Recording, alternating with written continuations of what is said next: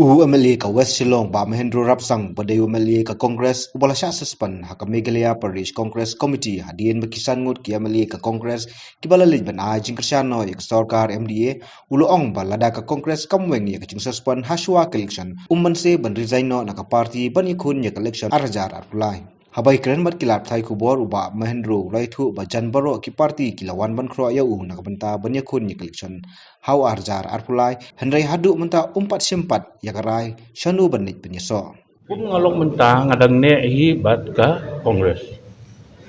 ngadang ngajok na Kongres ngane bot Kongres hadu arpulai ngandon bat ka Kongres di lana suah election na sampai bat na ke party bangdele most probably ka inclination juga ke bat ka NPP ini apa suah kata move juga party ini pa yo song kata lada ka point party ka move ke nong yalam itu siapa yang tak kuat baje discuss would him rule out ba kinam next will be pila ta tulyang yalam namuan hi ka song ba yaw pai ba ngamde bang rule out nga na rule na tapi song ba yaw pai ba la daw pai ba nga o gile na kuno party I'm ready to contest from any party ano menta pai ba wang menyelek ni party wah ya menta magadang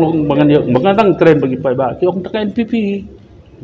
Nui baru koi lah download candidate na ipanyalelek nang NPP nak kalian ni buat head yang ba kalau ada don kerja kalian buat pi bandung nak apa ka BJP Ndai tang ke BJP bakran bandung no ha ka party babon kini ke party ke wan onggi rung no som ke party jongi rung no party jongi contest nak ke party jongi buat adu menta ke Kongres kadang apa ngan dia lek election Kongres pi nganga don suspension license ko Kongres ke suspend ni lah di subuh Kongres ke suspension juga kemudian dulu ia election dengan manusia hawan aku ikut parti na di buat ingat punya election subuh mendak Kongres ko ngi